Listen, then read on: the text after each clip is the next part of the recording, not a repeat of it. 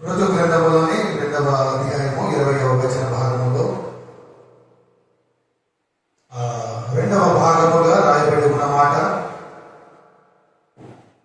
ఆ మనుష్యుడు మనకు సమీప బంధువుడు, అతడు మనలను విడిపించగల వాడు ఒకడు.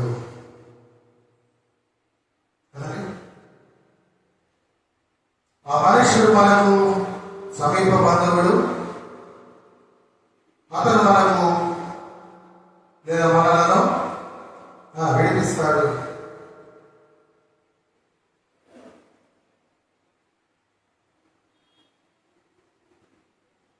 ఒక విధంగా చూస్తే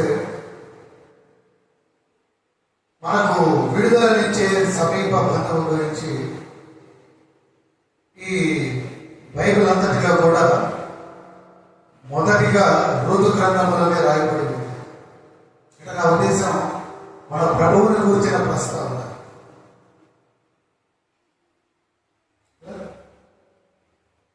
ఋతు అలాగే నయోమిని విడిపించే ఆ సమీప బంధువు ఎలీమెలెకు బంధువు అయినటువంటి ఎవరికి? ఎలీమెలెకు నయోమి భర్త కదా. ఆ ఎలీమెలెకు బంధువుడు ఈ బోయజు. అందుకే చాలా మంది బోయజులో యేసుక్రీస్తుకు ముంగుర్తిగా చెబుతూ ఉంటారు. కొందరు బైబిల్ పండితులైతే ఈ బోయజుకు రూతుకు ఉన్నటువంటి సంబంధాన్ని క్రీస్తు తన వధువైన సంఘముతో ఉన్నటువంటి సంబంధంతో పోలుస్తూ ఉంటారు. రూతు తనను ఏ విధంగానూ పోషించలేని తన అత్త అయినటువంటి నయోమిని వెంబడించి ఆ ఇజ్రాయేల్ దేశానికి వచ్చినటువంటి ఒక నిస్సహాయురాలు, ఒక విడవబడినది అనగా ఒక విధవరాలు, ఒక అన్య జనాంగము అనగా మోయాబీయురాలు. చూస్తే ఋతు వలె కదా పాపి కూడా నిబంధన జనాంగమైనటువంటి ఇశ్రాయేలీయులకు వెలుపట ఒక నష్టపోయిన వాడిగా, లేదా మన పరిభాషలో దివాళా తీసిన వాడిగా కదా, దేవుడి కృపపై ఎటువంటి హక్కు లేని వాడిగా ఉంటూ ఉన్నాడు. ఒక పాపి స్థితి అలా కనబడుతుంది కదా. అన్ని విధములా నష్టపోయిన వాడు, లేదా దివాళా తీసిన దివాళాకోరు, ఇంకా దేవుడి కృపపై ఎటువంటి హక్కు లేనటువంటి వాడు. ఇప్పుడు కాదండి, మనమైతే ఇప్పుడు కావునా, కానీ ఈ స్థితికి రావడానికి ముందు మా అందరి స్థితి అది. ప్రభువైన యేసు రక్తములో కడగబడటానికి ముందు, ఆయన వారి స్వంత రక్షకుడిగా, వారికి సమీప బంధువుడిగా అంగీకరించక ముందు ప్రతి మానవుని పరిస్థితి అదే. అటువంటి మనలను అనగా అటువంటి ఒక పాపి వైపు దేవుడు ఆయన మొదటి అడుగును వేసి, ఎవరైతే యేసుక్రీస్తునందు విశ్వాసం ఉంచుతారో తాను ఏర్పరచుకున్నటువంటి ఆ జనాంగమైన తన కుటుంబంలోకి రావడానికి ఒక మార్గమును ఆయన సరళము చేశాడు.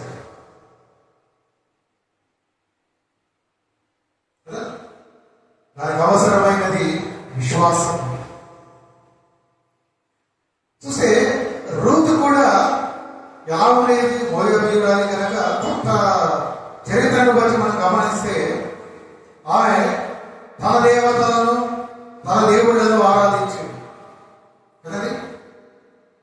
కానీ అటువంటి ఒక స్థితిలో నుండి ఆమె బయటకు వచ్చి తన అర్థ కుటుంబమైనటువంటి ఆ నయోమి కుటుంబమైనటువంటి లేదా నయోమి కుటుంబము ఆరాధించే యెహోవా దేవుడిని ఆరాధించడానికి ఆమె స్థిరమైనటువంటి నిశ్చయతతో అడుగులు వేస్తుంది. అందును బట్టి ఆమె ఒక విధంగా చూస్తే ఆ నయోమి కుటుంబములకే కాదు, అనగా ఎలీమెలెకు కుటుంబములకే కాదు, కానీ యేసుక్రీస్తు వంశావళిలోకే అడుగు పెట్టింది. తన యొక్క దృఢ నిశ్చయత్వముతో, తన యొక్క విశ్వాసంతో కదా.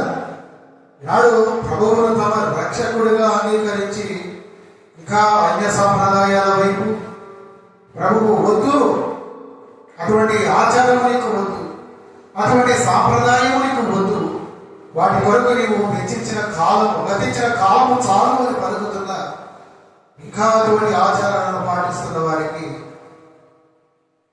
ఈ రూతు ఆమె జీవితం ఒక కలలింపు కావాలి. గొప్ప విగ్రహారాధన, దేవుడు ఏమాత్రం సహించినటువంటి దూరంలో పెట్టినటువంటి జనాంగం, అటువంటి జనాంగముల నుండి కేవలం విశ్వాసమును బట్టి ఆమె దృఢ సంకల్పము నిశ్చయత్వమును బట్టి ఏది ఏమైనా నేను ఆ సత్యదేవుడిని, ఆ యెహోవా దేవుడిని నేను కొలుస్తాను, ఆ కుటుంబంలోనే నేను ఉంటాను, ఏది ఏమైనా సరే అటువంటి వారికి ఆమె జీవితము గొప్ప కలవిపట్టు కదా.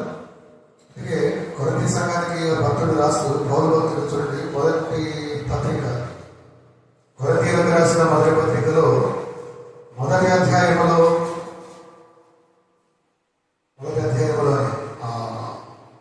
30వ వచనాన్ని చూడండి. అయితే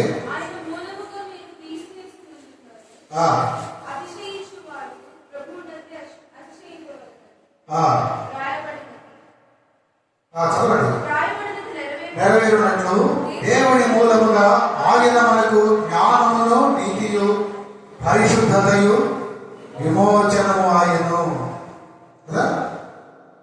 అటువంటి దేవుడి వైపు, ఆ సత్యదేవుడి వైపు, నిజదేవుడి వైపు ఒక స్థిరమైన నిశ్చయతతో అడుగులు వేసినందుకు ఆమెను తన కుటుంబంలోనికే కాక తన వంశావళిలోకి దేవుడు ఏర్పరచుకున్నాడు. అతను బట్టి చూస్తే ఈ పత్రికలో రాయబడినట్లుగా కదా, క్రీస్తులో మనము ఉంటే చూడండి 30వ వచనంలో మాట ఏంటి, ఆయన మూలముగా మీరు ఎక్కడున్నారు, క్రీస్తు యేసునందు ఉన్నారు. అలా ఉన్నవారికి ఆ 31వ వచనంలో ఆయన ఏమై ఉన్నాడు, మనకు జ్ఞానము నీతి పరిశుద్ధత, దానితో పాటు విమోచనము కదా. అంటే చూసారా అక్కడ ఉన్న కండిషన్ ఏంటి, అక్కడ ఉన్న షరత్ ఏంటి, మీరు క్రీస్తు యేసునందు ఉంటే మీకు విమోచనం కదా. ఇప్పుడు విమోచించబడిన వారు ఎలా ఉండాలి, క్రీస్తు యేసులో ఉండాలి కదా. మనం ఎక్కడెక్కడో ఉంటూ ఏదేదో చేస్తూ నేను క్రీస్తులో ఉన్నా, ప్రభువులో ఉన్నా, నేను క్రైస్తవుడిని, సంఘానికి వెళతానంటే కుదరదండి. నీవు సంఘంలో ఉంటున్నావంటే, నీవు ప్రభువులో ఉంటున్నావని చెబుతున్నావంటే, నీవు క్రీస్తుని వెంబడిస్తున్నావు అంటే నీవు విమోచింపబడిన వాడిగా, అటువంటి విమోచింపబడిన ఆ గుణ లక్షణములు మనలో ఉండాలి కదా. అయితే ఈ విమోచన మనకు ఎలా వచ్చిందో ప్రభువే చెబుతున్నాడు. మార్కు సువార్త 10వ అధ్యాయము 45వ వచనంలో చూసినప్పుడు, మార్కు సువార్త 10వ అధ్యాయము 40వ వచనం 45లో చూస్తే మనుష్య కుమారుడు, ఇక్కడ రాయబడి ఉన్నమాట, మనుష్య కుమారుడు అనేకులకు ప్రతిగా విమోచన క్రయధనముగా తన ప్రాణమునిచ్చుటకు వచ్చెను. అదే క్రీస్తు మనకు విమోచకుడు అయిన అని కొరింథీ పత్రికలో పౌలు భక్తుడు నొక్కాడించి చెబుతూ ఉంటే, అటువంటి విమోచన మనకు ఎలా కలిగింది అంటే ఆ మనుష్య కుమారుడు అనేకులకు ప్రతిగా ఆ విమోచన క్రయధనముగా తన ప్రాణమును ఇచ్చడం వలన అలా ఇవ్వడానికి ఆయన వచ్చాడు కదా. ఇప్పుడు మన విమోచనము అంటే సరిగ్గా చూస్తే విమోచనము అనే పదాన్ని మనం ఎలా అర్థం చేసుకోవచ్చు అంటే కదా, వెల ఇచ్చి విడిపించుట. విమోచనము అంటే వెల ఇచ్చి విడిపించుట,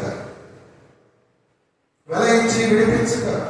అటువంటి ఒక ప్రక్రియను వెల ఇచ్చి విడిపించడం అనే ఆ ప్రక్రియ లేదా ఆ ప్రొసీజర్ను విమోచనము అంటాం కదా.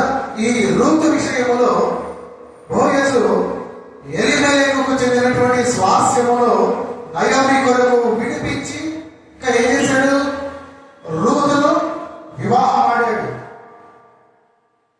కదా. ఈ ఎలీమెలెకుకు కొంత భూమి ఉంది, మరి అది అప్పటికే అమ్మివేశారు లేదా కొలవ పెట్టారు మనకు తెలియదు, కానీ దాని కొరకు లేదా దానిని విడిపించడం కొరకు కొంత ధనము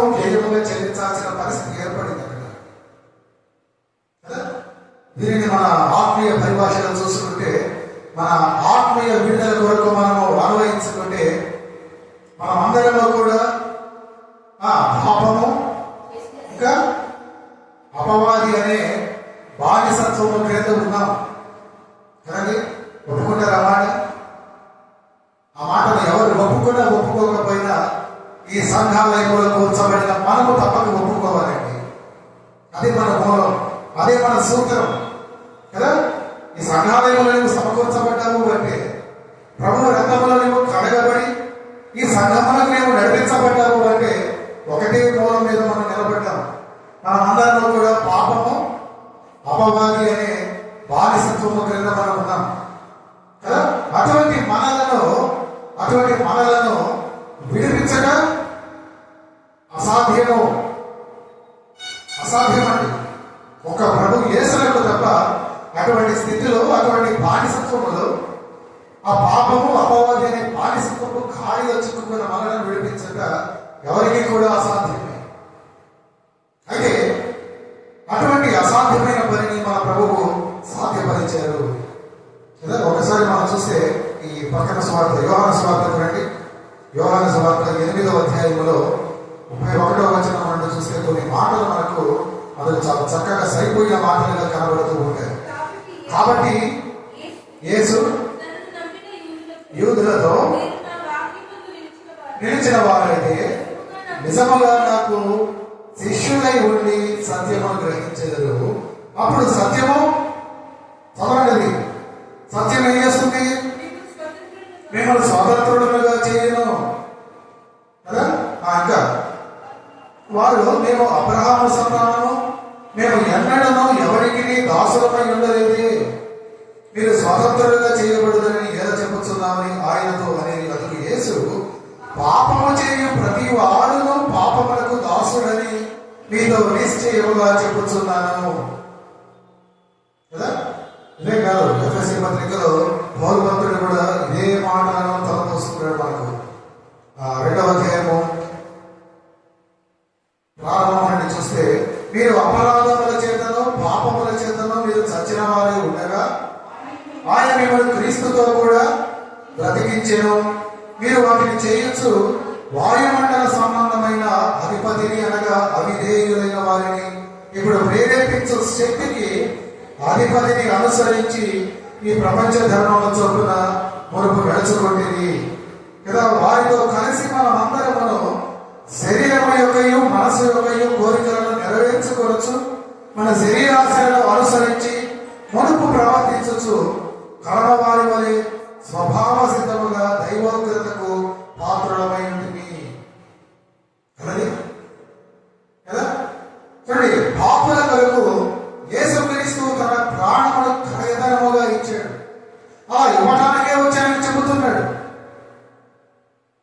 అయితే ఆ మాటను విశ్వసిస్తే నీవు చాలు, ఆ మాటను నీవు కేవలం నమ్మితే చాలండి.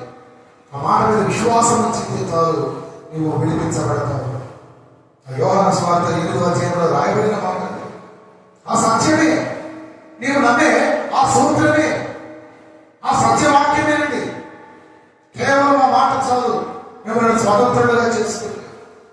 ఆ మాట నమ్మకముడుపు మన స్థితి ఏంటి? బానిసత్వము. ఇంకా ఈ ఎఫెసు పత్రికను బట్టి ఏంటది? మన స్థితి ఎలా ఉంది? చచ్చిన వారము.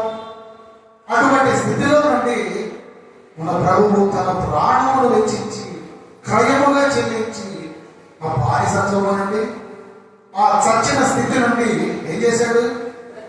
నేను విడిపించాడు, ఇంకా బ్రతికించాడు.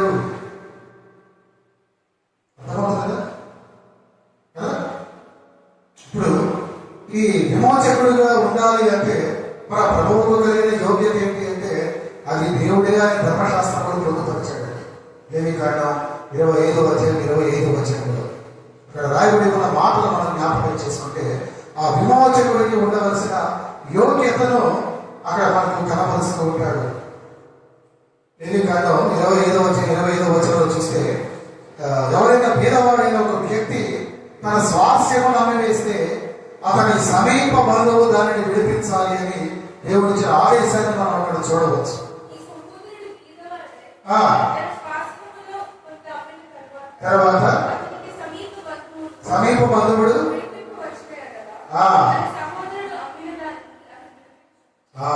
కదా.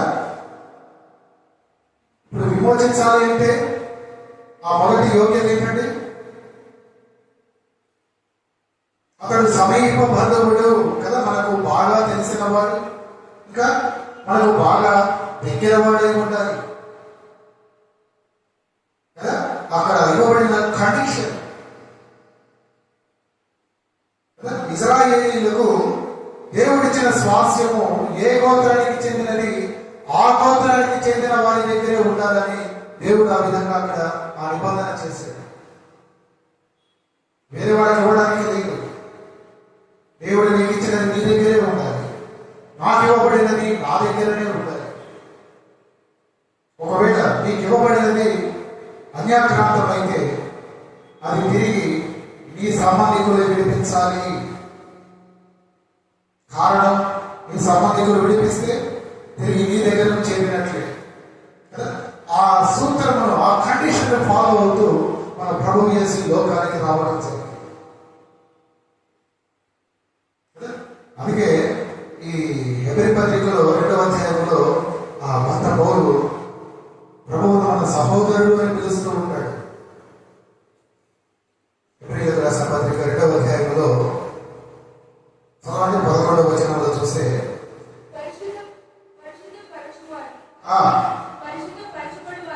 వారిని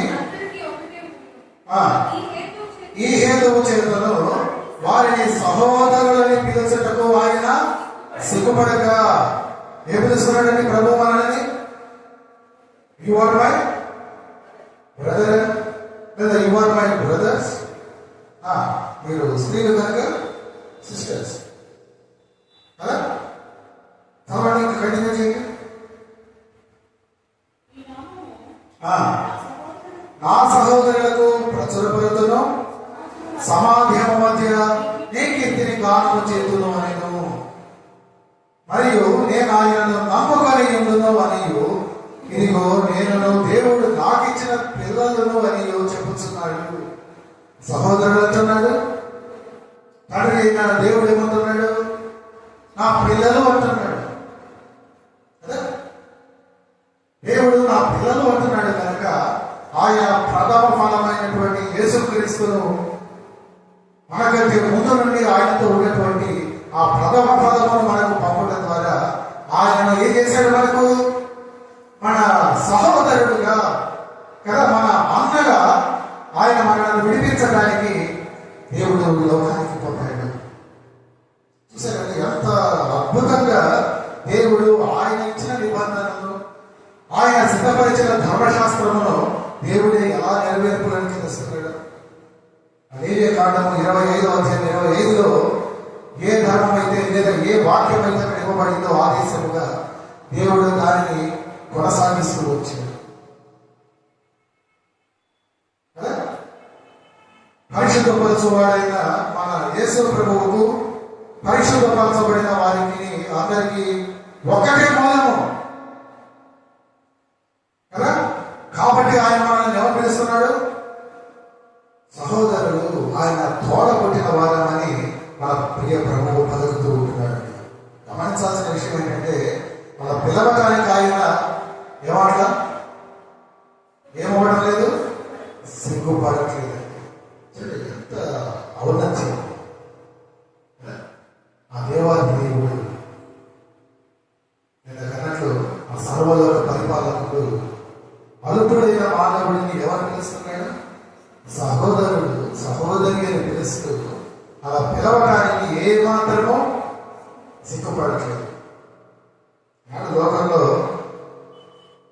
ఏదో దేవుడు చల్లగా చూసి గొప్పగా ఆశీర్వదించి కొంచెం మన స్థితిని హెచ్చిస్తే ఎలా ఉంటుంది? మనకు బాగుంటుంది. ఓకే, మన తోటి వారి విషయంలో ఎలా ఉంటుంది?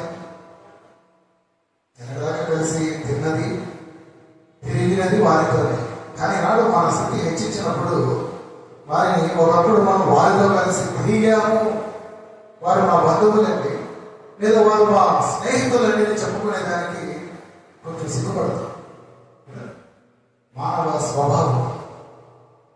కానీ దైవ స్వభావం ఎలా ఉంది అంటే అంతటి ఉన్నతుడు, సర్వోన్నతుడు, ఆకాశ మహాకాశములు పట్టసాలని దేవుడు అల్పుడైన మానవుడిని సహోదరుడని పిలవడానికి సిగ్గుపడట్లేదని వాక్యము తేటగా చెబుతుంది. ఇప్పుడు ఆ రీతిగా ఆ సంబంధమును బట్టి, ఆ మూలమును బట్టి కదా రక్త మాంసములు గల వారిని విమోచించుటకై ఆ పదాలలో అదే ఉంది కదా. ఆ రక్త మాంసములు గల వారిని విమోచించుటకై ఆయన రక్త మాంసాలతో ఈ లోకానికి వచ్చాడు. చూసారా 15వ వచనంలో, ఎబ్రీ 2:15లో ఆ మాటలు కాదు, వాక్యంలో ఉన్న మాటలు. కాబట్టి ఆ పిల్లలు రక్తమాంసములు గలవారైనందున ఆ ప్రకారమే మరణం యొక్క బలము గలవారిని, అనగా అపవాదిని మరణము ద్వారా నశింపజేయుటకును, జీవిత కాలమంతయు మరణ భయము చేత దాస్యములకు లోబడిన వారిని విడిపించుటకును ఆయన కూడా ఏమయ్యాడండి? రక్తమాంసములు ధరించుకున్నాడు కదా. ఆ విధముగా ఏమయ్యాడు? నీకు నాకు సమీప బంధువుడయ్యాడండి. Blood relation. ఏ విధంగా కాదంటావు? ప్రభువు నీకు బంధువు కాదని.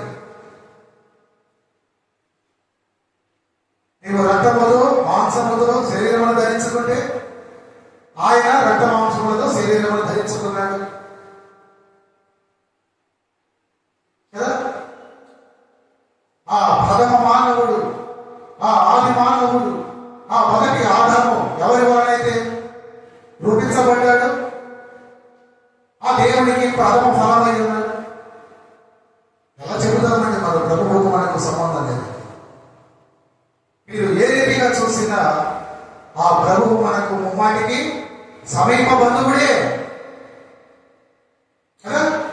భౌతికంగాను ఆధ్యాత్మికంగాను నువ్వు యోచన చేయగలిగితే మానసికంగాను ప్రభువు మనకు సమీప బంధువుడే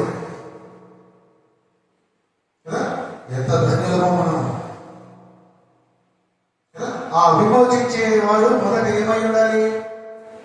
సమీప బంధువుడై ఉండాలి. మన మూల వాక్యంలో ఏముంది? ఆ మనుష్యుడు మనకు సమీప బంధువుడు, అతడు మనలను విడిపిస్తాడు. ఇప్పుడు మన ప్రభువు మనకు సమీప బంధువుడుగా మనం రూఢిపరుచుకున్నాం.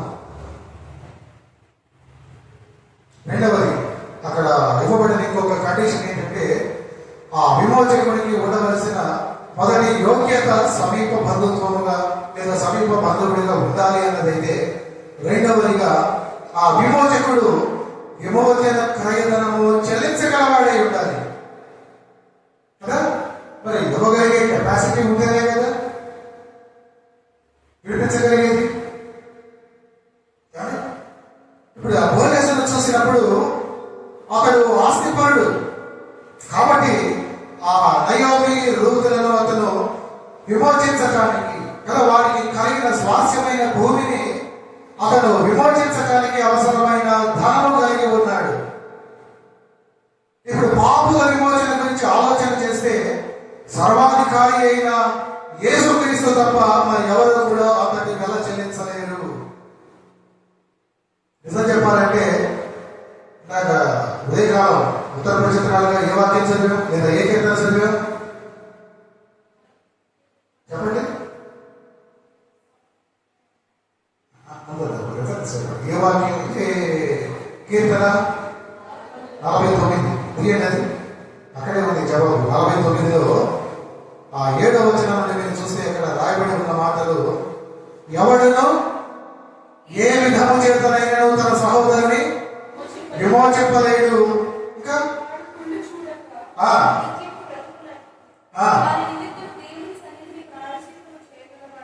ఎవడు? వారి ప్రాణ విమోచనము, ప్రాణ విమోచన ధనము బహు గొప్పది. అది ఎన్నటికీ అర్థం చేసుకోవాలి. అది ఎన్నటికీ తీరక అట్లా ఉండాల్సిందే. చూసారండి, దేవుని హృదయానుసారుడుగా పిలువబడిన దావీదు ఆ మాటలు బతుకుతూ ఉన్నాడు ప్రవచన రీతిగా. ఎవడను ఏ విధము చేతనైనను తన సహోదరుని విడిపించలేడు లేదా విమోచించలేడు. ఇంకా చూస్తే వారి ప్రాణ విమోచన ధనము తీరక చూడవలసిందే. కానీ దేవుడు కరుణించకపోతే అది అలాగే ఉండిపోయేది. నిజమే ఆ మాట. దేవుడు కనుక కరుణించకపోతే, ఆయన కరుణ, ఆయన కనికరము అనుకూలమైన మన పట్ల ఆయన కనపరచకపోతే అది ఎప్పటికీ అలాగే ఉండిపోయేది. నాకు సందేహం లేదు. కానీ దేవుడు అలా ఉండదా? దేవుడు అలా ఉండలేదు. ఆయన కనికరము చూపించాడు, కరుణించాడు.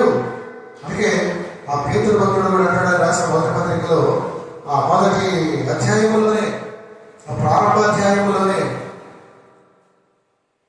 18వ వచనంలో చూస్తే, పితృపారంపర్యమైన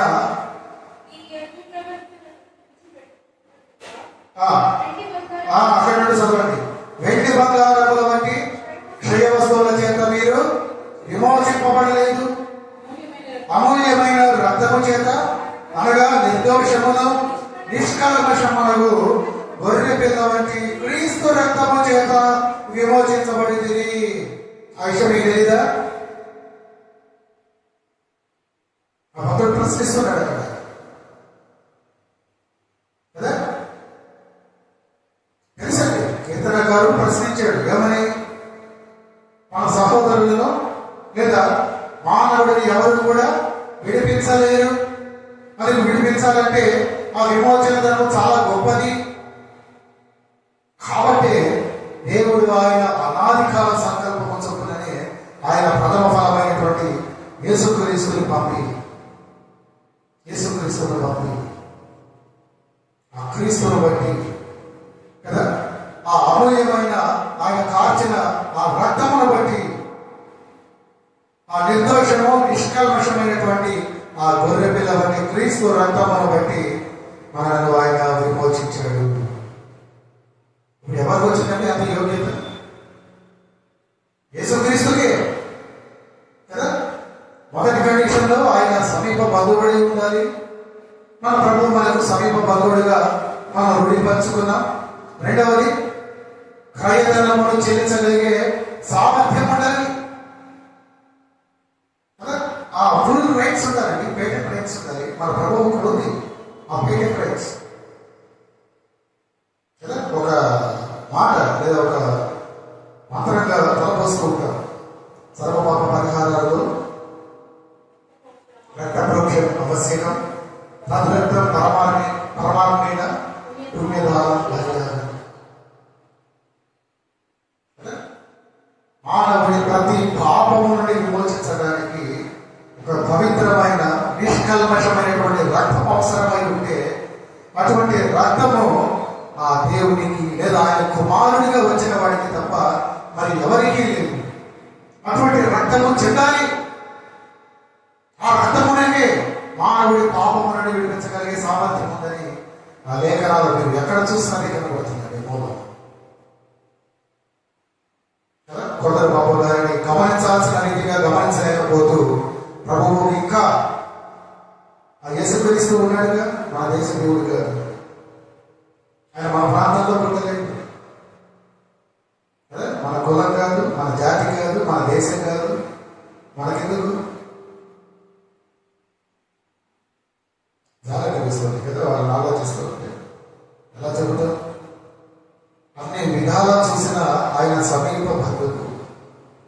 నీ బాధను నా బాధను తెలుసుకోవడానికి నీ వలె నా వలె ఆయన రక్తమాంసములతో ఒక శరీరమును ధరించుకొని, ఒక ఆకారమును ధరించుకొని, శరీరధారిగా క్రీస్తు నామధారిగా ఆయన మన మధ్యనకు వచ్చి పరిశుద్ధుడిగా నిష్కల్మషుడిగా ఆయన జీవించి ఆయన కార్చిన రక్తమును బట్టి మనల్ని విమోచించాడు. మనం చెప్పడానికి అవకాశం లేదు. ఎప్పుడు ఆ మాట చెబుతున్నా, శరీరంతో ఉన్నాడు కనుక నీవు నేను పడిన ప్రతి బాధ, నీవు నేను చేసే ప్రతి ఆలోచన వంటి ఆలోచన, అటువంటి ప్రతి పరిస్థితి, ఈనాడు నువ్వు పేదరికంలో ఉన్నావా? ప్రభువుకు పేదరికం తెలుసు. ఈనాడు నీవు హేళనకు గురి అవుతున్నావా? ప్రభువుకు అపహాస్యం కొత్తగా ఎంతో దూషణ మాటలు, తండ్రి ఎవరో తెలియదు నీకు, నీ పుట్టుకటువంటిదనే గొప్ప మాటలు, భయంకరమైన మాటలు ప్రభువు పడ్డాడు. ఎలా చెబుతామండి? మన ప్రభువుకు మన బాధ తెలియదు,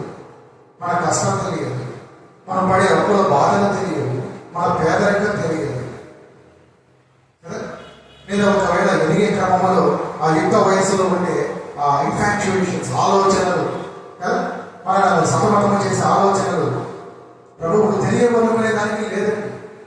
శరీరంలో ఉన్న ప్రతి ఒక్కరూ అనుభవించే ప్రతి ఎమోషన్, ప్రతి పరిస్థితిని కూడా ప్రభువు రుచి చూశాడు. కాకపోతే మీలాగా నాలాగా వాటికి లొంగిపోలేదంటే వాటికి నిలబడ్డాడు.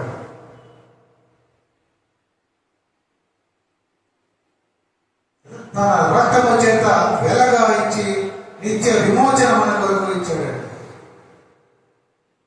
మొదటిది సమీప బంధువు, రెండవది వారి కండిషన్ ఏంటి, వారి ఎలిజిబిలిటీ కండిషన్ ఏంటి, విమోచన ధనమును చెల్లించగలిగే కెపాసిటీ, సామర్థ్యం ఉండాలి. మన ప్రభువుగా కెపాసిటీ ఉంది, ఆ సామర్థ్యం ఉంది, ఆయన రక్తము కన్నా గొప్పతనం ఉంది, అంత పరిశుద్ధత ఉంది. కాబట్టి కార్చి మనల్ని విమోచించగలిగాడు. మూడవదిగా చూస్తే అక్కడ ఆ రూతు నయోమి విషయంలో, వారిని విడిపించే విషయంలో ఆ బోయజు చేసిన పనిని చూస్తే మన పరలోకపు బోయజు కూడా ఆ విమోచనను సంతోషముగా చెల్లించాడండి. బాధపడుతూ కాదు, ఎవరో బలవంతము చేస్తేనో కాదు. గమనిస్తున్నారా? నాడు మన దేవాలయానికి వస్తాం, సంఘాలయానికి వస్తాం, ఎవరో మనల్ని బలవంతం చేస్తే లేదా ఎవరు బాధపడతారంటే కదా, అలా కాదండి. సంతోషముగా మనస్ఫూర్తిగా తనకు తాను ఎవరి ప్రమేయము లేకుండా కదా ఆ విమోచన ప్రక్రియను చేయాలి. చూడండి, రూతు విషయంలో తనకంటే సమీప బంధువైన మరొక వ్యక్తి రూతును విమోచించడానికి ఇష్టపడలేదు. మీరు చూసినట్లయితే రూతు గ్రంథాన్ని మీరు చూడండి, వారిని విడిపించడానికి ఏ సమీప బంధువులు ఉన్నారండి? సమీప బంధువులు ఒకళ్ళైనా ఉండేది, ఒకళ్ళే ఉంటారా? దేవుడి కృపను బట్టి మనమందరం కూడా ఈ సంసారం అనే ఆ చక్రంలో ఉన్నాం కదా. అత్యంత సన్నిహితమైన కుటుంబం, మనం కలిసి ఉండే ఆ నలుగురము ఐదుగురము కదా. ఆ సర్కిల్ని దాటితే ఇంకొక సర్కిల్ ఎవరంటారు? మన తోడబట్టిన వారు కదా. వారిని కూడా దాటితే ఆ నెక్స్ట్ సర్కిల్లో నెక్స్ట్ లెవెల్ ఎవరంటారు? మన చిన్నమ్మలు, పెద్దమ్మలు, చిన్నాన్నలు, పెద్దనాన్నలు, మేనత్తలు, మేనమామలు కదండి. ఒకళ్ళే ఉంటారు ఎక్కడైనా సమీప బంధువులు. చూడండి, వీరందరిలో ఎంతో మంది ఉంటారు. మరి వారికి కూడా ఎంతో మంది ఉన్నప్పటికీ ఆ సమీప బంధువైన ఏ వ్యక్తి రాలేదండి. కానీ ఈ ఒక బోయజు మటుకు సంతోషంగా కదా, రూతు గారు క్షమించాలి, నయోమి గమనించింది, ఈయన తప్పక మనల్ని విమోచించగలిగేవాడు లేడు అని. ఆమె నమ్మకాన్ని వమ్ము చేయని రీతిగా ఆ బోయజు సంతోషముగా వారిని విడిపించడానికి, ఆ రూతు నయోమిలను వారికి కలిగిన స్వాస్యమును విడిపించడానికి ముందుకు వచ్చాడు. అంటే వారిని విమోచించడానికి ఆయన ముందుకు వచ్చాడు కదా. దేవుడి కుమారుడైన యేసు ప్రభువు తనంతటా తానే మనల్ని రక్షించడానికి ప్రాణం పెట్టాడు. ఎలా చెబుతున్నారు పాస్టర్ గారు? ఆ మాట ప్రారంభంలో చెప్పిన మాట మార్కు సువార్త 10వ అధ్యాయం 45వ వచనం. అక్కడ రాయబడిన మాట నేను జ్ఞాపకం చేసుకుంటే చాలా సింపుల్ గా ఆన్సర్ వస్తుంది కదా. మనిషి కుమారుడు అనేకులను ప్రతిగా విమోచన ఖరీదనముగా తన ప్రాణం ఇవ్వడానికి వచ్చాడని తెలిసి ప్రభు వెళ్ళాడంటే ప్రాణం ఇవ్వడానికి, తెలియక కాదు. అదేదో మధ్యలో వచ్చిన ఒక ఆలోచన, మధ్యలో తీసుకున్న నిర్ణయమో కాదు, తనకు తానుగా తీసుకున్న నిర్ణయమే. ఆయన అనాది నుండి తాను వచ్చిన ఉద్దేశాన్ని గ్రహించి తీసుకున్న నిర్ణయమే కదా. ఆ పని కొరకే ఆయన వచ్చినట్లుగా తెలుసుకుని తీసుకున్న నిర్ణయము.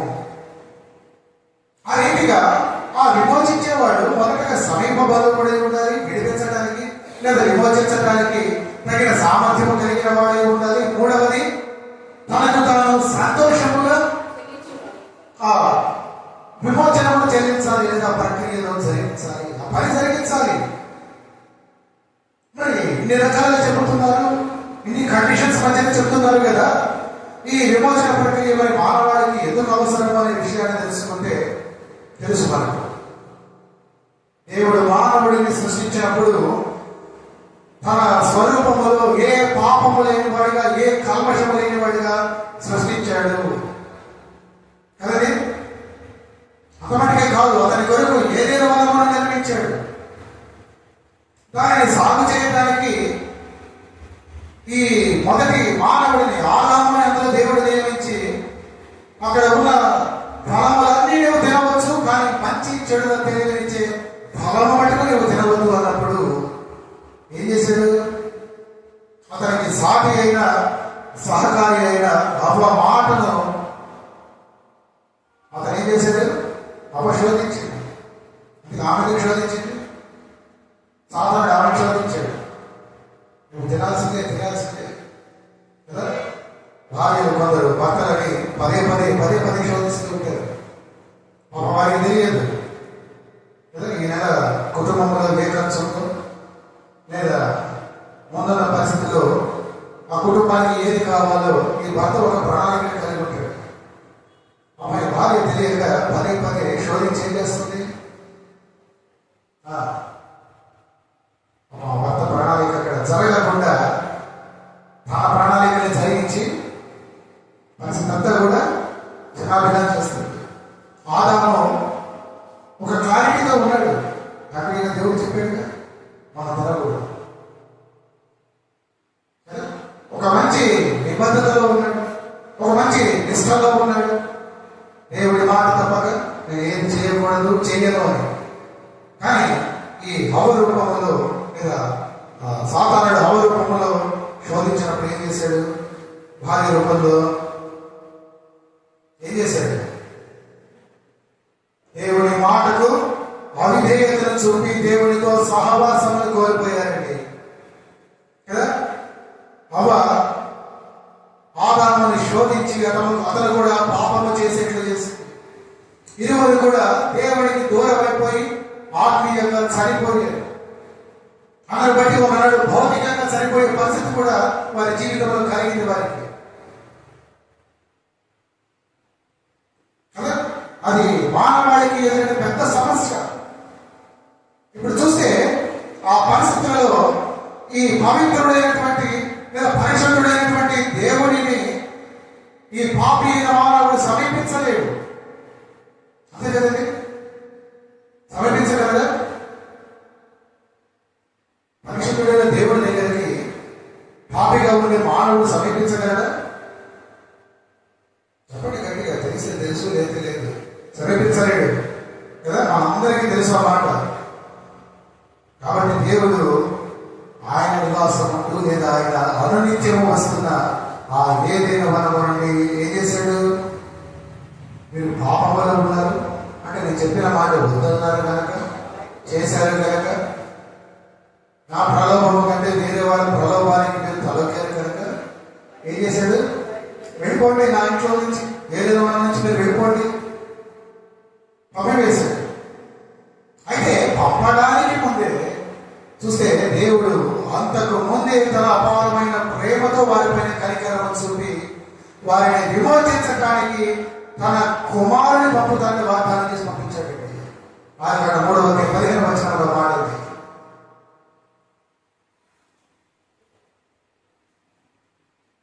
అది నిన్ను మహిమ మీద కొట్టును, నీవు దాన్ని తల మీద కొట్టును.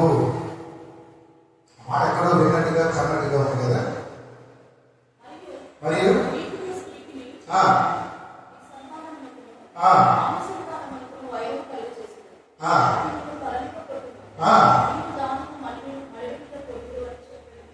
ఎక్కడో విన్నాం పాస్టర్ గారు, ఎక్కడో చూసాం, బైబిల్లోనే చూసాను. నా తెలిసిన సంగతి ఏమైనా జ్ఞాపకం వస్తుందా? మాట చదువుతుంటే ఏం జ్ఞాపకం వస్తుంది?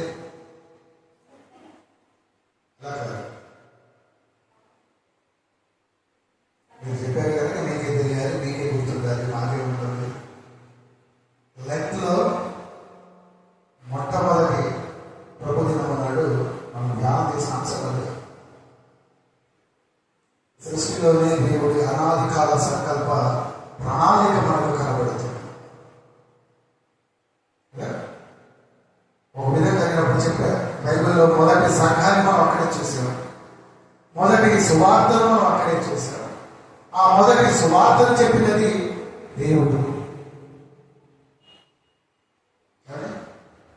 గుర్తుకొస్తున్నాయి మాటలు, మర్చిపోకూడదు. చాలా విలువైన మాటలు. బైబిల్లో దాన్ని మొదటి సువార్త అని చెప్పవచ్చు. అది మొదటి సంఘము. ఆ మొదటి సువార్తను చెప్పినది దేవుడు, తండ్రి అయిన దేవుడే. ఎందుకంటే విమోచన గురించిన ప్రస్తావన మొట్టమొదటిసారిగా అక్కడే ఉంటుంది. మానవాళి తన సమస్యకు పరిష్కారం వారంతట వారు చేసుకోలేదు కాబట్టి ఆ విమోచించే కార్యము తానే చేస్తాను, ఆ పని నేనే చేస్తానని దేవుడు వాగ్దానం ఇచ్చాడు. ఆ మాటలో గ్రహించాలి మీరు. దేవుడి యొక్క వాగ్దానం కనబడుతుంది, రక్షణ వాక్కులు కనబడుతుంది, సువార్త కనబడుతుంది.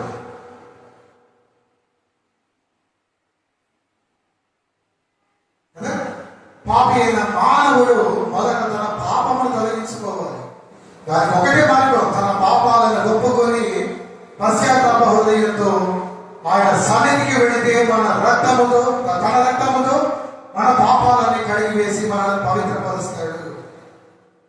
ఆ యోహాను సువార్త ఆ మొదటి అధ్యాయంలో చూస్తే, సువార్త క్షమించాలి, మొదటి పత్రికలో రండి.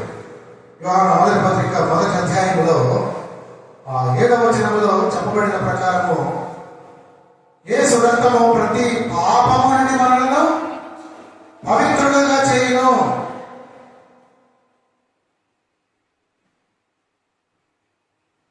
ఆఖరిలో ఆయన కుమారుడైన యేసు రక్తము ప్రతి పాపము నుండి మనలను పవిత్రులుగా చేయును. అందుకే ఆ రక్తమును బట్టే కనుక ప్రియ ప్రభువులు కూడా రక్త మాంసములతో ఈ లోకానికి రావాల్సి వచ్చిందనే విషయాన్ని మనం గమనించాలి.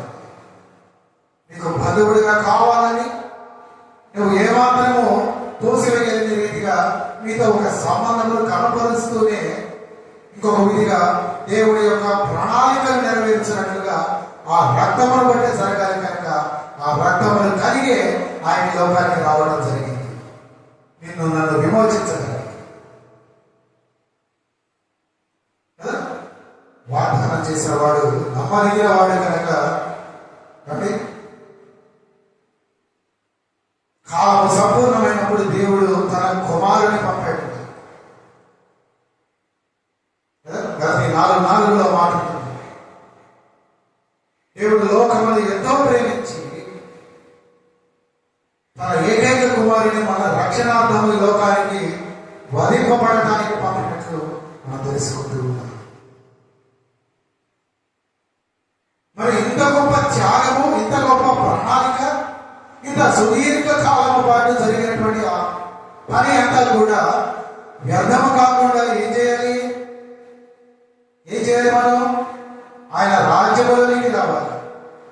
విమోచించబడ్డాం కదా, ఆ రాజ్యములోనికి రావాలి. ఇంకా అన్యులను అనగా ప్రభువుని ఎరగని వారిని కూడా మనము తీసుకొని రావాలి. కారణం it's not an ordinary plan, it's not an ordinary thing. ఎంత ప్రణాళిక, ఎంత కాలము, దేవుడి యొక్క అనాది కాల సంకల్పము.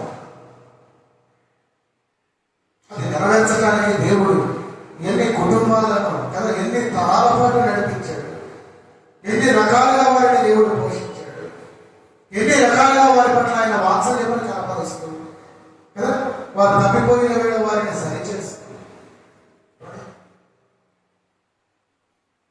ఎలా ధృవీకరిస్తారన్నమాట. అంత తెలియక ఉదాహరణకు ఏదైనా ఒక ఈ మందిరంలో డెకరేషన్ అనుకోండి, రాత్రంతా నిద్ర కాసి కదా చక్కగా డెకరేట్ చేస్తాం. ఉదయాన్నే ఎవరో వచ్చి అనాలోచితంగా దాన్ని మొత్తాన్ని పీకేస్తే ఎలా ఉంటుంది? ఎంత బాధపడతాం? చెడిపోయిన పనిని బట్టి మనం ఎంత దుఃఖిస్తాం? దేవుడు కూడా ఆది కాలంలో నీవు నేను పుట్టక మొదటి మానవాళి కంప్లీట్గా కదా పరిపూర్ణముగా రూపొందించబడక మునిపే దేవుడు ఒక ప్రణాళికని కలిగి దానిని అనుసరించి అనుసరిస్తూ నడుస్తూ వస్తుంది. అటువంటి దేవుడి ప్రణాళికలు, దేవుడు చేసిన పనిని మనము ధృవీకరిస్తూ ఆ రక్షణలోకి రాకుండా, అనగా మనం ఇంకా విమోచింపబడని వారిగా లేదా విమోచింపబడిన నామకార్థంగా ఉంటూ ఉంటే దేవుడికి ఎంత బాధ కలుగుతుంది.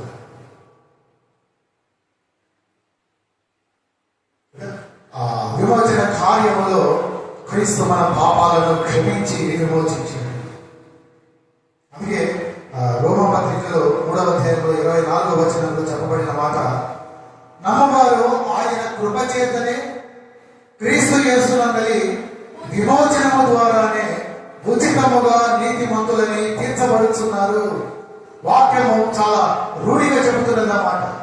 ఇంకా వేరే ఏ పనిలో కాదు, వేరే ఏ ప్రొసీజర్ ద్వారా కాదు, వేరే ఎవరి ద్వారా కాదు, క్రీస్తు యేసునందలి విమోచనము ద్వారానే, కదా, ఉచితముగానండి, ముఫ్తుమే, ఫ్రీలీ నీతిమంతులుగా తీర్చబడుతున్నాం. నీతిమంతులుగా తీర్చబడుట అంటే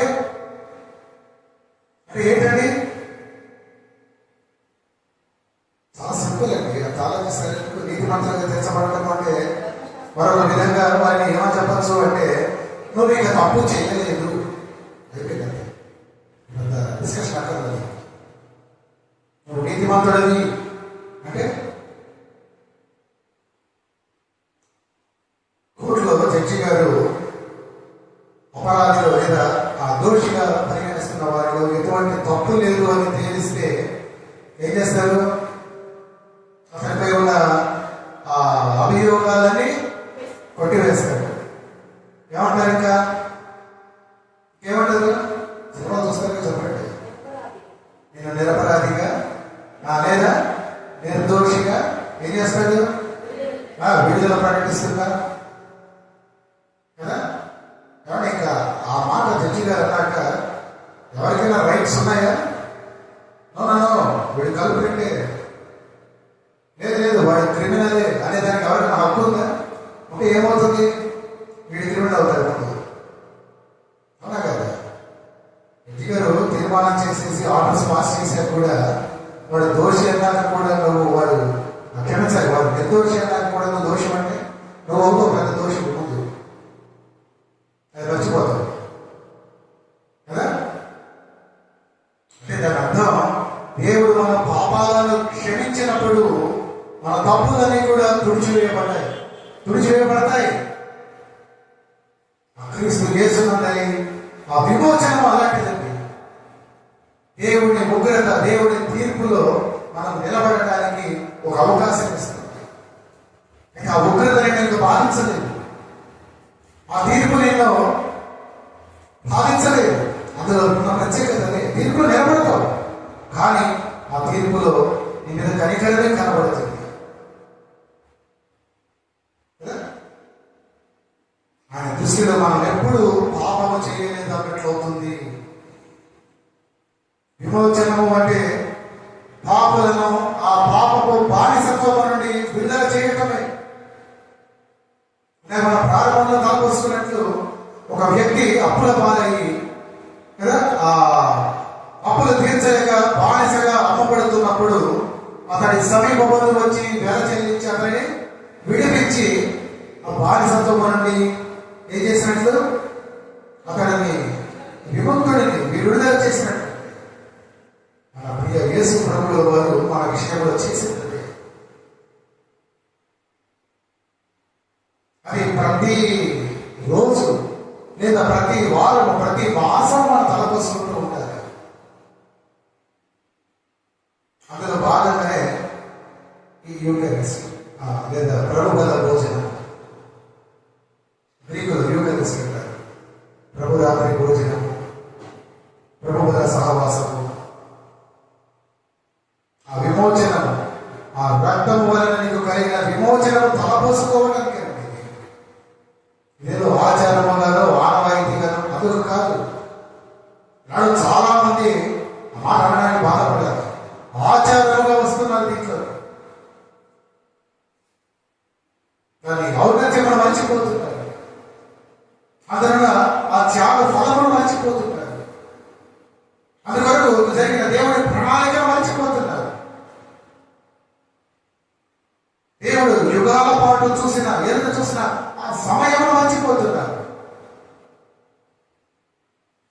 సునాయాసంగా వచ్చి కదా ఇంకో దినం బలం ఉంది కనుక సంఘం అంతా మోగలుగుతారు కనుక మన ఏదో నిలబెడితే పాపలు అనుకుంటారు కనుక మనం మోగలుగుదాం, ఆ రొట్టెని అందిపుచ్చుకుందాం, ఆ ద్రాక్షారసం సేవించుదాం, అది కాదండి.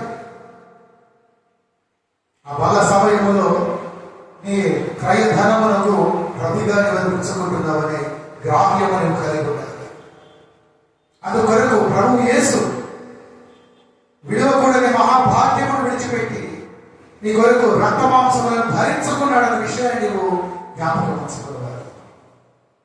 నీకు సమీప బంధువుడయ్యాడన్న విషయాన్ని నీవు తలపోసుకోవాలి.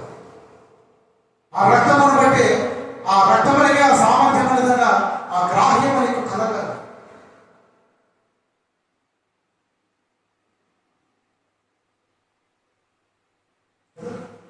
క్రీస్తు మన ఆ స్వాతంత్ర్యమును తన రక్తముతో కొన్నాడు. మనము స్వతంత్రం అవ్వాలని క్రీస్తు ఆ వెల చెల్లించాడు. విమోచించాడు. బందీవైన నిన్ను, పాపమునకు బానిసమైన నిన్ను, అపవాదికి అమ్మివేయబడిన నిన్ను, నీ ఇష్టము చొప్పున తిరుగుతున్న నిన్ను ప్రభువు విడిపించింది ఆయన రక్తమును చెల్లించి.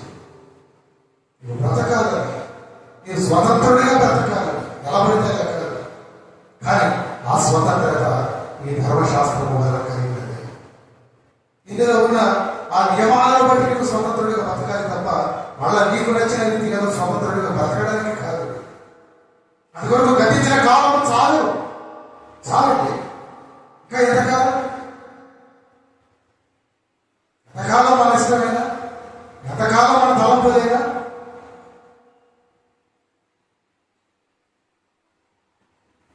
రీతిగా చేసి చేసి చేసి పాపమును బట్టి మనం పొందుకున్న మరణము చాలు, అందుకు మనం పొందుకున్న రోగాలు చాలు చాలు.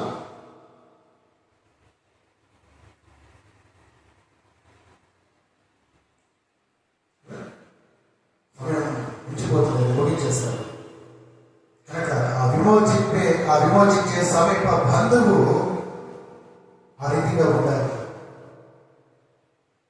మన ప్రభువు ఆ రీతిగా మనకు సమీప బంధువుడిగా కనబడుతున్నాడు, మన విమోచకుడిగా మనకు కనబడుతున్నాడు. ఆ విమోచనము ఆయన సంతోషముగా తన ఇష్టము చొప్పున జరిగించినట్లుగా మనకు కనబడుతున్నాడు. అన్నిటినీ మనం ఎప్పుడు స్ఫురణకు తెచ్చుకోవాలి, జ్ఞాపకం తెచ్చుకోవాలి. ఏదో సంఘాలయంలో చేరినప్పుడు గుర్తు పెట్టుకోవడం, బలారాలన్నప్పుడే గుర్తు చేసుకోవడం కాదు. ప్రతి దినము ప్రతి గడియ మనల్ని జ్ఞాపకం తెచ్చుకుంటే పాప మనల్ని వెలికి చేరుకోవాలి. అవి మీ దగ్గర మీరు తాగివ్వరు, గ్రాహ్యం లేకపోబట్టే. ఒక చిన్న ఉపమానం చెబుతూ నేను ముగించేస్తాను.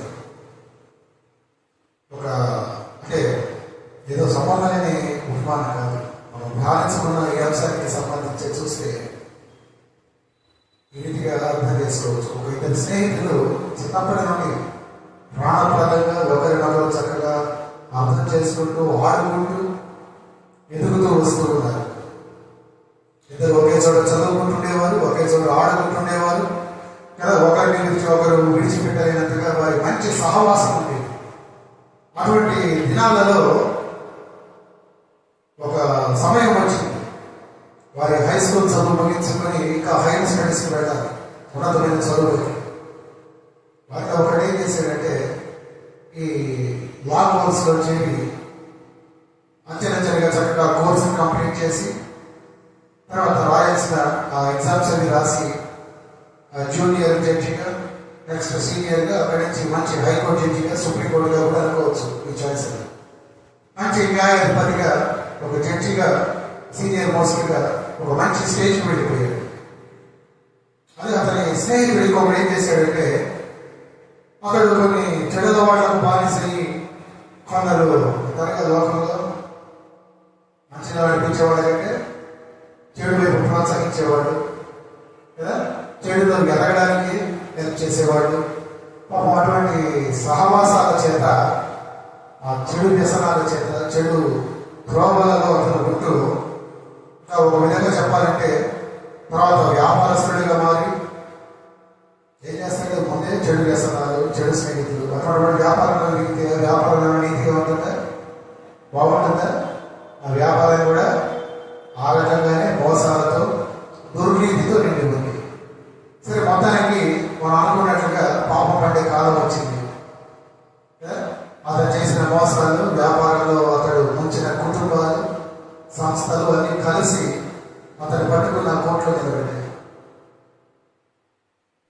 అనుకోని రీతిగా అతను ఏ న్యాయస్థానంలో, ఏ కోర్టుకు అయితే నడిపించబడ్డాడో, ఏ కోర్టుకు అయితే నిలబెట్టబడ్డాడో, ఆ పైన జడ్జిగా కూర్చుంది చిన్నప్పుడు అతనితో ఆడుకున్న అతని స్నేహితుడి. ఇవాళ రేపు దేవుడి కంటే క్షమించాలి, దేవుడి కంటే కాదు, దేవుడి తర్వాత మన జీవితాలు ఎక్కువగా తెలిసిన వారికి, మీడియా వారికి కదా, రకరకాల సింగ్ ఆపరేషన్, అక్కడ కెమెరాలు పెట్టి, ఇక్కడ ఆ డివైజెస్ పెట్టి, ఇంకో డివైజెస్ పెట్టి మన జీవితంలో మనం ఎవరికి తెలియదు కూడా కోణాన్ని కూడా బయటకు తీస్తారు కదా. దేవుడి తర్వాత మన జీవితం ఎక్కువగా తెలిసినట్టు వారి మనసు పెడితే మొత్తంగా మీడియా వాళ్ళకి సంగతి తెలిసింది. ఫలానా వ్యక్తి, ఈ హై ప్రొఫైల్ కేసులో ఉన్నటువంటి ఈ క్రిమినల్, అతను నిలబడిన కోర్టు, అక్కడ ఉన్న జడ్జి గారు ఇద్దరు చిన్నప్పటి నుండి స్నేహితులంట, చైల్డ్హుడ్ ఫ్రెండ్స్ అంట అనే వార్త వచ్చేసింది. సరే, ఈ పేపర్ వారి ద్వారా మొత్తానికి ఆ వార్త జడ్జి గారికి కూడా చేరింది. ఇప్పుడు అందరిలో ఒకటే క్యూరియాసిటీ, ఉత్కంఠ, ఏమని మోసాలకు పాల్పడ్డాడు కదా, అవతల జడ్జి గారు చూస్తే ఆయన చదువుకున్నాడు, వాడుకున్నారు కదా, ఈ జడ్జి వ్యక్తి విషయంలో ఎటువంటి తీర్పు ఇస్తాడు. ఆ రోజు వచ్చింది, ఆ తీర్పు తెలిపే ఆ రోజు వచ్చింది. జడ్జి గారి కేసులు అన్నీ చూసి అతడు ఎవరినైతే మోసం చేశాడో వారందరి విషయంలో కూడా అతను ఖచ్చితంగా ఆ పెద్ద మొత్తంలో జరిమానా కట్టాల్సిందే అన్న ఒక తీర్పును చెప్పాడు. జనాలందరూ ఆశ్చర్యపోయారు. కనికరం లేకుండా తీర్పు చెప్పారు జడ్జి గారు. మనం ఏదో క్షమించి వదిలేస్తారనుకున్నాం, లేదంటే చిన్న ఇదిలో వారిని తప్పిస్తారనుకున్నాం కదా. ఆ మోసగించబడిన వారందరికీ ఆ డబ్బు కట్టాలి అని తీర్పు పాస్ చేశాడు. అయితే ఆ దోషి, అతని స్నేహితుడు సిగ్గుతో, అవమానంతో తలదించుకున్నాడు.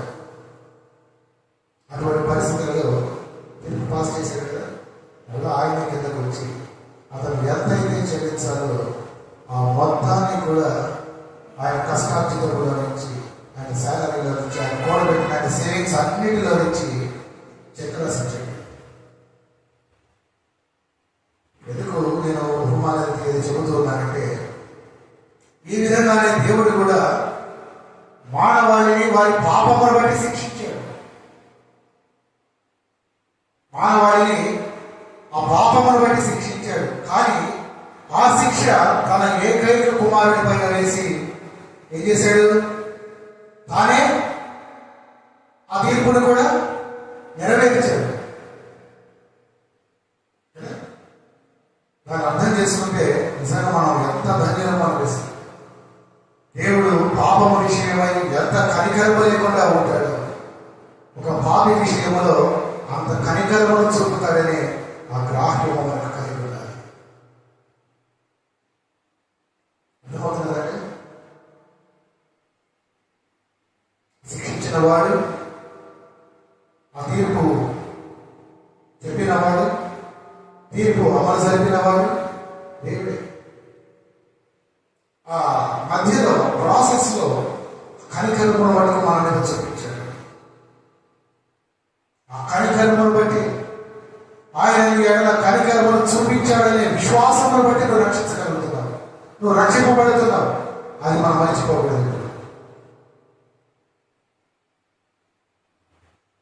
కనుక మనకు కలిగినటువంటి ఆ విమోచకుడి గురించి, మన సమీప బంధువైన, మన సహోదరుడి సమానమైన మన ప్రభువుని గురించి మనము స్తుతులు చెల్లిస్తూ మాటలు పండించుకున్నాం. ఇప్పుడు వెనుకలో ఇచ్చిన ఈ మాటలను దీవించగాక ప్రార్థించుకుందాం. వాక్య ఫలింపు కొరకు మనం ప్రార్థన చేద్దాం. మా ప్రార్థనలు ఆలకించబడా మా ప్రియ పరలోకపు తండ్రి, మీ ఉన్నతమైన శ్రేష్టమైన రక్షింపగలిగిన నామములకు, మీ ఘన నామములకు వందనాలు స్తోత్రములనైనా. మా విమోచకుడ వైపు ఉన్న మా దేవ, మీ పాదములకి వందనాలు. దినమునైనా ఉదయ కాలంలో మీరు మీ సంఘాలయంలో సమకూర్చి మీరు ఇచ్చిన ఆత్మీయ వర్తమానము కలిగి మీకు స్తోత్రాలు. మటుకునైనా మీ కుమారుని ద్వారా నిర్వహించిన ఆ విమోచనకి మీరు చెల్లించిన క్రయ ధనముకై అయ్యా మమ్మల్ని మీరు స్వతంత్రుడుగా సదా నాయన మేము జీవించేవారిగా మమ్మల్ని చేసిన విధానములకై మీకే వందనాలు. మటుకునైనా మీరు ఇచ్చిన ఆ తీర్పును మీరు అమలు జరిపిన విధానం, అంత విషయంలోనైనా మీరు మా పట్ల చూపిన కనికరము, ఇచ్చిన రక్షణ సదా నాయన మేము తలపోసుకుంటూ అందరి బట్టి మిమ్మల్ని కొని అవి అనుభవములని మమ్మల్ని నడిపించండి. పట్టుకుని మొన్న బల కార్యక్రమంలో కూడా అటువంటి ఒక గ్రాహ్యము కలిగి, అటువంటి ఒక స్పృహ కలిగిన ఆయన మేము ఆ బల సహవాసములు, మీతో సహవాసములనైనా మేము పొందుటకు మీరు సహాయం దయచేయండి. ఈ రీతిగా మీరు ఇచ్చిన ఆత్మీయ మాటల కొరకు మీకే వందనాలు చెల్లిస్తుంది. మీ కుమారుడు మా ప్రభువైన యేసును స్తుతిస్తూ ప్రార్థన మహిమను మీకే ఆపాదిస్తున్నాము.